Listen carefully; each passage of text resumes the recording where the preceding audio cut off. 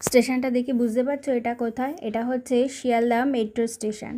আসলে পুজোর ছুটি কাটাতে আমরা সবাই মিলে বেরিয়ে পড়েছি। আমাদের কৃষ্ণনগর থেকে শিয়ালদা যাওয়ার সময় ট্রেনে এত ভিড় ছিল যে আমরা ঠিকমতো ভিডিওই করে উঠতে পারিনি। আর বাড়ি থেকে বেরোনোর সময় তো খুব তাড়াই ছিল।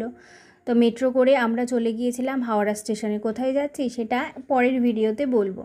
তাই চলন্ত সিঁড়িগুলো হওয়াতে লাগেজ নিয়ে যাওয়াতে বেশ সুবিধাই হয়েছে। স্টেশনে গিয়ে দেখি আমাদের ট্রেন অনেকটা দেরিতে, তাই বাইরে বসে আমরা একটু গল্পগুজব করলাম এবং তার সাথে কিছু খাওয়া দাওয়াও সেরে নিলাম। কারণ আমরা বাড়ি থেকে বেরিয়েছি অনেকটা, মানে হাওড়া স্টেশনে আমাদের বাড়ি থেকে যেতে প্রায় 3 ঘন্টা লেগে যায়। তাই ওখান থেকে খেয়ে নিয়ে অপেক্ষা করে থেকে আবার স্টেশনের ভেতরে গিয়ে বসলাম।